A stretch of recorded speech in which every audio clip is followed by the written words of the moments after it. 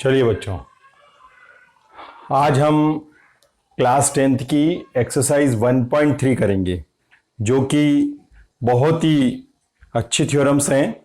सारी थ्योरम्स हैं, आपके सामने हैं। मैं थोड़ा सा दूर हट गया हूँ ताकि आप इसको आराम से इसका जो है स्क्रीनशॉट ले सके, ठीक है, क्योंकि थ्योरम बहुत बड़ी है ये, तो इसको समझाना इतना सारा लिखना पड़ता है। तो मैंने इसको अच्छी तरह से लिख दिया है ताकि कहीं से कहीं तक कोई भी चीज़ न छूटे। अब मैं आपको पूरा अच्छी तरह से इसको समझा देता हूँ। देखिए, प्रूव करना है कि √5 इज इर्रेशनल नंबर। क्या प्रूव करना है? √5 इज इर्रेशनल नंबर है, मतलब √5 एक इर्रेशनल नंबर है, ऐसा बुक वाले ने कहा है कि आप इसको प्रूव करिए। लेकिन आपको मालूम है, हम लोग साइंस वाले हैं, मैथ्स वाले हैं, तो हम इसका जस्ट अपोजिट लेंगे कि नहीं, हम तेरी बात को नहीं मानते हैं। हम तो यह कहते हैं कि ये जो √5 आ रहा है यह रेशनल है। क्या है ये? रेशनल नंबर है। हम तो इसको ये मान के चल रहे हैं भैया।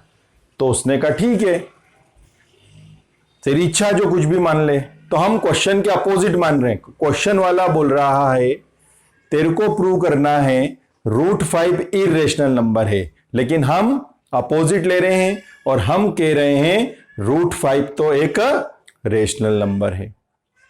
अब आपको यह बात मालूम है कि कोई भी नंबर अगर रेशनल नंबर होता है, तो रेशनल नंबर का मतलब ये होता है जिसको हम P/Q के फॉर्म में लिख सकते हैं, मतलब बटा बटी में लिख सकते हैं, अपॉन में लिख सकते हैं। जैसे फॉर एग्जांपल 5 है तो 5 के नीचे 1 लिख दीजिए, तो 5/1 एक रेशनल नंबर हो गया, ठीक है।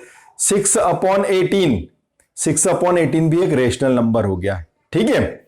0 भी एक रेशनल नंबर है, क्योंकि 0 के अपॉन में भी 1 लिखा जा सकता है। तो ये सब रेशनल नंबर है, जिसके भी अपॉन में कुछ ना कुछ आ जाए वो रेशनल नंबर है। तो हमने कह दिया कि आप कह रहे हो इर्रेशनल है, हम तो कहते हैं कि यह पैदा होते ही रेशनल नंबर था।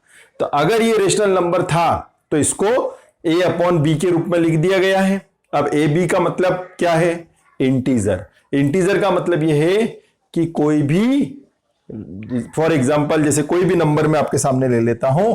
मैंने यहां नंबर ले लिया, जगह तो कहीं बची नहीं है, यहां लिखा, समझा देता हूं मैं आपको। जैसे यहां पर है, मैंने एक नंबर ले लिया 15/20। तो 15/20 ये एक रेशनल नंबर है, ठीक है। लेकिन इसको फर्दर और डिवाइड किया जा सकता है, इसलिए मैंने बोला 15 and 20 आर इंटीजर्स, और नीचे मैंने 0 नहीं लिया। देखो क्या लिया है? 20 लिया है। फिर उसने कहा अच्छा, फिर क्या कर रहे हो? फिर उसने कहा A and B have a common factor. इसका मतलब ये है, अगर ये इंटीजर है तो मान लेते कि इनमें कोई ना कोई एक कॉमन है। सपोज कर रहे हैं हम कोई कॉमन है, तो है ना, देखो 5 कॉमन है तो सही। 5 3 × 15, 5 4 × 20। इनमें, इन दोनों में जो हमने अपनी मर्जी से A और B लिया था, मतलब A के रूप में यहां पर कौन है? 15 है, एक एग्जाम्पल के रूप में बच्चों, है ना। और B की जगह कौन है? 20 है। जब मैंने इसको कैंसिल करा तो कितना आया? 3/4 आया। क्या आया बच्चों?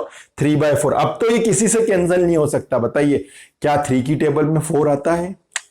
4 की टेबल में 3 आता है? नहीं आता है। तो इसका मतलब है कि ये दोनों अब किसी से भी कैंसिल नहीं होंगे। जैसे हम ऐसा बोल रहे थे, इतने में एक आ गया, बोले ये दोनों 1 से कैंसिल होते, तो हमने कहा हाँ भाई साहब, आप तो मैथ के अंदर महान व्यक्ति हो, आप तो 1 हो, तो 1 से तो ये भी कैंसिल होता 1 से। तो हमने यहां पे लिख दिया, लिखा नहीं, लेकिन आप मान के चले कि A and B है एक कॉमन फैक्टर। A और B मतलब 15 और 20 में कॉमन फैक्टर था, वो कौन था? 5 से ये भी डिवाइड हो रहा था, 5 से ये भी डिवाइड हो रहा था। अब इसके अलावा अगर इन दोनों में कोई भी कॉमन नहीं है और है तो सिर्फ 1 है, और 1 को नहीं गिनते, इसलिए मैंने 1 को लिखा नहीं। लेकिन आपको मालूम जरूर होना चाहिए कि suppose A and B have a common factor other than 1 के अलावा और इनमें कोई भी कॉमन फैक्टर नहीं है। अच्छा, इसमें अपन है, सॉरी, वापस से देखिए, A and B have a common factor. Yes, तो A और B में हमने कॉमन फैक्टर। थोड़ा सा वापस से समझाऊंगा, क्योंकि कुछ लोग, क्या अब मैं इतना जरा सी यहाँ नहीं बोला तो घबराहट गए होंगे, बोले पता नहीं क्या समझा दिया। कुछ भी नहीं है, उसको इर्रेशनल प्रूव करना है, तो हमने जान करके इसको रेशनल ले लिया। रेशनल ले लिया तो रेशनल को तो अपॉन में लिखना पड़ता है, तो हमने लिख लिया अपॉन में। अपॉन के लिए मैंने आपको एग्जांपल में समझा भी दिया ये है। अब इत्तेफाक से ये दोनों कैंसिल हो रहे थे 5 से, तो मैंने इसलिए ऐसा मैंने कहा ऐसा नंबर भी लिख लो कि ए एंड बी है वो एक कॉमन फैक्टर। यस, इस क्वेश्चन में कॉमन कौन था? 5 था। 5 से कैंसिल करने के बाद में पी अपॉन क्यू आया। पी अपॉन क्यू मतलब P कौन है? 3 और Q कौन है? 4। जब इसको हमने कैंसिल किया ना बच्चों 5 से, तो 5 तो आ गया कॉमन, और कॉमन होने के बाद में जो हमारे पास में नंबर आया वो कौन है? 3/4। तो 3/4 तो मैं लिख नहीं सकता हूं ना, या मैं 3/4 लिख दूंगा क्या? आप बताओ, खुद ही सोचो। मैं 3/4 नहीं लिख सकता हूं क्योंकि तो मैंने मर्जी से लिए। कोई इसकी जगह कुछ और नंबर ले लेगा, ठीक है ना, कोई भी नंबर ले सकता है। तो अपन ने क्या लिख लिया? 3/4। तो यहां पर 3/4 ने लिखते मैंने P अपॉन Q लिख दिया। तो मैंने क्या बोला? P and Q are co prime integer number. It means there is no common in between 15 and 20। 3 and 4। 3 and 4 के बीच में कोई भी कॉमन नहीं है अदर देन 1। 1 के सिवा, 1 के अलावा इनका कोई नहीं है कॉमन। देखो, तो 3 की टेबल में ना तो 4 आता है, तो ये इसका मतलब हुआ। तो समझ में क्लियर आ गया? ये इंटीजर थे और ये दोनों को प्राइम थे। को प्राइम मतलब कैंसल करने के बाद में जो भी नंबर आ जाए वो, और ये नंबर अब आगे 1 के अलावा और किसी से भी कैंसल नहीं होते हैं। हाँ, 3 अपने आप से कैंसिल होगा, 4 सिर्फ अपने आप से कैंसिल होगा। इनमें अब कोई भी कॉमन नहीं है 1 के अलावा। ये को प्राइम इंटीजर का मतलब हो गया। समझ में आया ना? 15/20 खाली इंटीजर था क्योंकि इसको हम कैंसिल कर सकते थे। किससे? 5 से। 5 से कैंसिल करने के बाद में फिर एक नया जन्म हुआ 3/4 का, और 3/4 को कहा गया खाली इंटीजर नहीं, co prime integer. It means both are divided only 1। दोनों सिर्फ किससे डिवाइड होते हैं? सिर्फ 1 से। 1 के सिवा इनका और ये किसी से भी डिवाइड नहीं होते। ठीक है, इसलिए इनका नाम हो गया को प्राइम इंटीजर नंबर। ठीक है, चलिए अब अगर मान लो कोई एग्जाम में क्वेश्चन आएगा, 100% आएगा वेरी मोस्ट टाइम पे। अभी देख लेना, अब आपकी 15 दिन बाद जो एग्जाम उसमें आएगा। लेकिन बच्चों जैसे कोई इतना नहीं लिख पाए तो फिर वो यहां से शुरू कर देना, यहां से भी शुरू कर सकता है। पीएम यहां पे लिख लेना, let us assume to the contrary question √5 is a rational number. Direct ये लाइन छोड़ के नहीं, ये लाइन लिख देना। नहीं समझ में आ रही और आ रही हो तो बहुत ईजी है।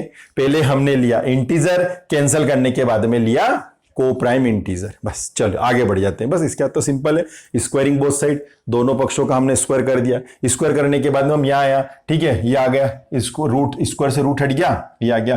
क्यू को उधर फेंक दिया, माने नीमच मनसो ट्रांसफर हो गया। क्यू स्क्वायर को ऊपर फेंक दिया, 5 का आ गया, नीचे आ गया। बस ये इधर चला गया, इधर आ गया, ने एल क्रॉस इनटू हुआ यार, ये इधर चला गया, इधर आ गया। ठीक है, अब आ तो गया लेकिन एक रिजल्ट निकल गया। क्या? पी स्क्वायर 5 से डिवाइड है। पी स्क्वायर, अब तुम बोले कैसे मालूम पड़ा? देखो डिवाइड, अब अपॉन का मतलब क्या होता है? अपॉन का मतलब होता है डिवाइड हो रहा है। पी स्क्वायर किससे डिवाइड हो रहा है? 5 से डिवाइड हो रहा है। ठीक है, अगर किसी का स्क्वायर अगर 5 से डिवाइड होता है तो थ्योरम कहती है वो स्वयं नंबर भी 5 से डिवाइड होगा। फॉर एग्जांपल जैसे अपन ने पी की वैल्यू ले ली थोड़ी देर के लिए, सपोज करो 6 ले ली। क्या ले ली? 6 ले ली, या चलो 3 ले लिया था, मतलब 15 ले लिया था, चलो 15 से भी छोटा ले लो। आपने ले लिया पी की जगह कोई भी नंबर ले लो, 10 ले लिया, 10। ठीक है, 10 का स्क्वायर करो, कितना आएगा? 100। क्या 100 5 से डिवाइड है? यस, 100 5 से डिवाइड होता है। 100 में पूरा 5 का भाग चला जाता है। तो 100 अगर 5 से डिवाइड होता है तो 10 भी कैसे डिवाइड होगा? 5 से डिवाइड होगा। तो 5 2 जा 10, तो 10 भी 2 से डिवाइड हो गया। तो इसका मतलब है अगर किसी का स्क्वायर अगर 5 से डिवाइड हो रहा है तो साक्षात वो नंबर भी 5 से डिवाइड होगा। यहां लिख दिया P square is divisible by 5, therefore P is also divisible by 5। तो पी भी 5 से डिवाइड हो जाएगा। ठीक है, अगर डिवाइड हो रहा है कोई नंबर, जैसे मैंने आपसे बोला था 10 का स्क्वायर, अब इसको रफ कर देता हूं। मैंने क्या लिखा था यहां पर? 10 का स्क्वायर लिखा। तो 10 का स्क्वायर यदि 5 से डिवाइड हो रहा है, होता ये 100 आएगा, 100 मतलब 20 आ जाएगा, है ना, डिवाइड हो गया। तो 10 भी कैसे डिवाइड होगा? 5 से डिवाइड होगा। ये देखिए 10 भी 5 से, 5 2 10। तो जब भी हम डिवाइड करते हैं बच्चों, देखो 5 से 10 डिवाइड, तो कोई नया नंबर आया कि नहीं आया? यहाँ कौन आया? 2 आया। अगर सपोज करो यहां पर होता 30 होता, और 30 5 से डिवाइड हो रहा है, 5 से 30, तो एक नया नंबर आता कि नहीं आता? 6 आता ना।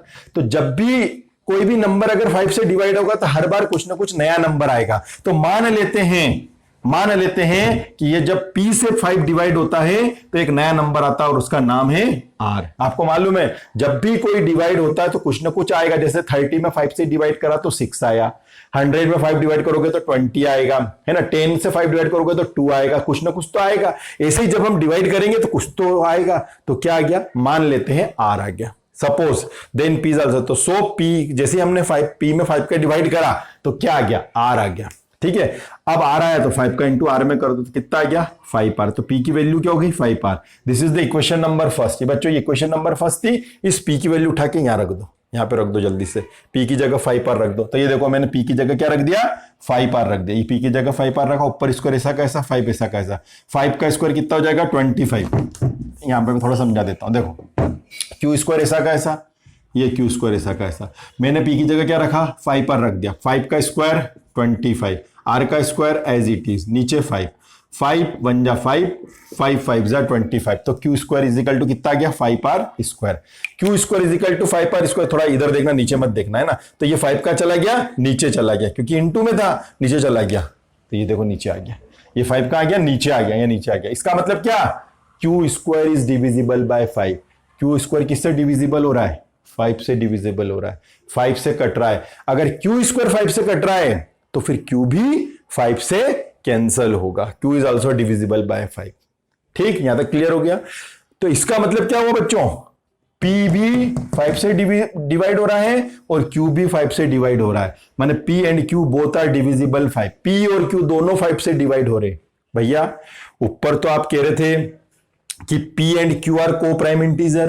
को प्राइम का मतलब आपने समझाया भी था कि ये अब किसी से कैंसिल नहीं होंगे, 1 के अलावा किसी से कैंसिल नहीं होंगे। तो यहां पर ये 5 से कैंसिल क्यों हो रहे, ये देखो अभी अभी यहां लिखा आपने को प्राइम इंटीजर। को प्राइम इंटीजर का मतलब किसी से भी डिवाइड नहीं होंगे, तो यहां क्यों हो रहे भैया 5 से divide. But this contradicts the fact that p and q have no common factor. इसका मतलब क्या है कि ये जो विरोधाभास उत्पन्न हुआ है, किस कथन का विरोधाभास है, इस कथन का विरोधाभास है, को प्राइम इंटीजर का विरोधाभास है। आप यहां बोल रहे हो को प्राइम इंटीजर किसी से भी कैंसिल नहीं होंगे, इनमें कोई भी कॉमन नहीं होगा, और यहां पर बोल रहे हो कि ये दोनों कैसे डिवाइड हो रहे हैं। This contradicts that fact that the p and q are no common factor, कि p और q का कोई भी कॉमन फैक्टर नहीं होगा। इस लाइन को समझना, यहां पर आपने क्या बोला था, p और q का कोई भी कॉमन फैक्टर नहीं है। को प्राइम का मतलब कोई भी कॉमन फैक्टर नहीं है, और यहां पर आप क्या बोल रहे हो कि दोनों कैसे डिवाइड हो रहे हैं, 5 से। 5 से डिवाइड हो रहा मतलब 5 क्या आ रहा है, कॉमन आ रहा है, तभी तो डिवाइड होगा। कोई डिवाइड कब होता है, जब कॉमन आता है, कॉमन आ रहा है। यहां पर ऊपर लिख रहे हो 5 कॉमन आ रहा है, और थोड़ी देर पहले लिखा था कि 5 कोई भी कॉमन नहीं है। तो ये जो कॉन्ट्रोडिक्शन हुआ है, ये जो विरोधाभास हुआ है, ये जो आप अपोज में बोल रहे हो, ऊपर कुछ और बोल रहे थे नीचे कुछ बोल रहे थे, तो this contradiction has arisen because of your incorrect assumption. आपका ये जो विरोधाभास आ रहा है, यहां से फिर से समझना बच्चों, ये आपने बस ये लाइन अगर समझ आ गई पूरी थ्योरम समझ में आ जाएगी। यहां क्या बोला था कि p और q, ऐसे हाथ रख के बोला था अदालत में कि p और q किसी से भी कैंसिल नहीं होंगे, सिर्फ एक से कैंसिल होंगे। और यहां आके क्या बोल रहे हो, p और q दोनों 5 से डिविजिबल होंगे। वहां तो कह रहे थे किसी से नहीं होंगे, और यहां क्या बोल रहे हो कि 5 से डिविजिबल होंगे। तो ये कॉन्ट्रोडिक्स क्यों हुआ, ये कॉन्ट्रोडिक्स इसलिए हुआ, आवर एजम्पशन इज रॉन्ग। हमारा जो कथन था, हमारा जो स्टेटमेंट था वो गलत था। हमारा स्टेटमेंट क्या था, this contradiction is arisen because our incorrect assumption, और हमारा एजम्पशन ये था कि √5 इज ए रेशनल नंबर। ये हमारा गलत कहना था। तो हम अपनी बात को स्वीकार करते हैं, हम कंक्लूड करते हैं कि वास्तव में √5 एक इरेशनल नंबर है। नहीं समझ में आए, बार बार वीडियो देखो, 2 बार देखो, 3 बार देखो, समझ में आ जाएगा बच्चों। ये तो √5 की कहानी थी। मैं फिर एक बार और हटिया, आराम से वीडियो पॉज कर लो, फिर से देखो, 2 3 बार समझो। आखिरी में बचता ही कहूंगा, इस लाइन पे गौर करना और यहां पर गौर करना। यहां बोल रहा है किसी से नहीं, और यहां बोल रहा है 5 से कैंसिल होगा। तो ये कॉन्ट्राडिक्स इसलिए हो रहा है, ये विरोधाभास अपोज क्यों हो रहा है, इसलिए हो रहा है। इस कथन का अपोज क्यों हो रहा है, इस कथन क्या था कि p and q have no common, और यहां बोल रहे हो 5 कॉमन। तो ये उत्पन्न हुआ है विरोधाभास इससे, इसकी वजह से हुआ है। तो ये रेशनल नहीं है, ये इरेशनल है। चलिए अब हम दूसरा क्वेश्चन ले लेते हैं। मान लो सपोज करो 5 नहीं आया एग्जाम में, 5 की जगह आ जाता है क्वेश्चन नंबर 2। यहां पे लिख देता हूं, यहां पे लिखता हूं √2। Prove root 2 is a irrational number. अगर रूट 2 इरेशनल नंबर है, रूट 2 इरेशनल नंबर है, तो जहां जहां 5 है वहां पर 2 लिखते जा, 2 लिखते जा, जहां जहां 5 है 2 लिखते जा। तो वही, कुछ भी नहीं करना है। मान लेते हैं कि 2 एक रेशनल नंबर है, अगर ये है तो ये एक इंटीजर है। इंटीजर मतलब मन से ले लिया अपन ने 16/18, 16/18 ले लिया, ये 16/18। और थोड़ा छोटा लेना तो छोटा ले लो, 6/18 ले लो, चलो 6/18, ये 6/18 ले, ये इंटीजर नंबर है, हाँ है। चलो अब इनमें कोई कॉमन है क्या देख लेते हैं ना, कॉमन काट पीट के देख लेते हैं। 2 3 जा 6, 2 3 जा 6, 2 9 जा गंजा, अच्छा और भी कैंसिल हो रहा है। चलो 3 1 जा 3, 3 3 जा 9, बस ये देखिए 1/3। अब आ गया 1/3, तो 1/3 ऐसा नंबर आया है जो किसी से भी कैंसिल नहीं होगा, मतलब को प्राइम इंटीजर आ गया। तो P की जगह यहां कौन है 1 और Q की जगह कौन है 3 है, मतलब इसका रोल अदा कर रहा है। ठीक है, स्क्वायर करो तो जहां जहां 5 आ रहा है वहां पर 2 2 लिखते जा, यहां पर 2 आ जाएगा। तो यहां क्या लिखेंगे, P² इज डिविजिबल बाय 2, तो P is also divisible by 2। तो P कैसे डिविजिबल हो जाएगा बच्चों, 2 से डिविजिबल हो जाएगा। हो गया, तो इसका मतलब है अगर P से divisible, P is also divisible by 2, तो इसका मतलब यह है कि जब भी आप डिवाइड करोगे कुछ ना कुछ आएगा। क्या आ गया, वो R आ गया, तो आपने यहां पे क्या लिख दिया, R, 2R लिख दिया। और जहां जहां इक्वेशन नंबर 1 में वैल्यू पुट कर दो तो 5 की जगह क्या आ जाएगा, 2R आ जाएगा। ये देखिए 2R आ गया। अब इसको अपन, और नीचे क्या था बच्चों, 2 था, ये 2। ठीक, अब इसको कैंसिल कर लेते हैं। ये देखिए किसी का स्क्वायर हो रहा है 2 से कैंसिल, हाँ 2 2 जा 4, 4R स्क्वायर अपॉन में 2, 2 2 जा 4।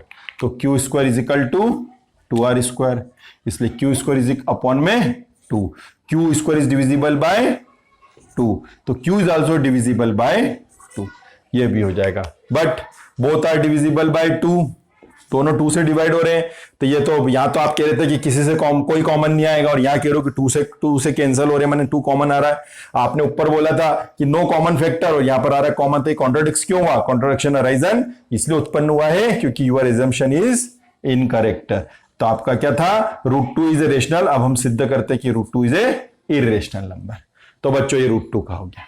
ठीक है, मैं हट गया, आराम से वापस से पॉज कर लो, लिख लो, है ना। चलिए तीसरा क्वेश्चन स्टार्ट हो रहा है।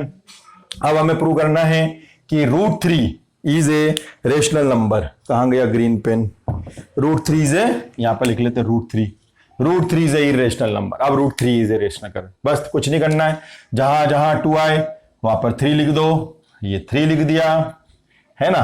यहां पे भी 3 लिख दो, ये लिख दिया, यहां भी 3 लिख दो, लिख दिया। फिर जहां जहां पहले 2 हटाते जाओ, है ना, यहां पे 3 लिख दो। ये तो P² इज ये 3, ये 3, तो किसी को 3R आएगा, 3R आएगा तो यहां पे भी 3R कर दो, ये 3, ये 3, ये। तो 3R का स्क्वायर कितना हो जाएगा बच्चे, 9R स्क्वायर हो जाएगा। तो 3R स्क्वायर, यहाँ पे 2 की जगह कितना आ जाएगा, 3 आ जाएगा। तो Q² में किसका डिवाइड हो जाएगा, 3 से, तो Q² इज डिविजिबल बाय 3। ये हो गया सब, जहां जहां 2 आ रहा है वहां पर अपन क्या लिखते जा रहे हैं, 3 लिखते जा रहे हैं। ये देखिए, और कहीं छूटा हो तो आप लिख लेना। ठीक है, वही कहानी है। तो √3 इज ए इरेशनल नंबर, और ये किससे डिवाइड होता है, 3 से डिवाइड होता है। ठीक है बच्चों, तो ये हो गया हमारा कंप्लीट। तो इस प्रकार से आपको 1.3 के क्वेश्चन करने हैं। ठीक है, आ गया सबको समझ में, चलो ठीक, थैंक यू बच्चों।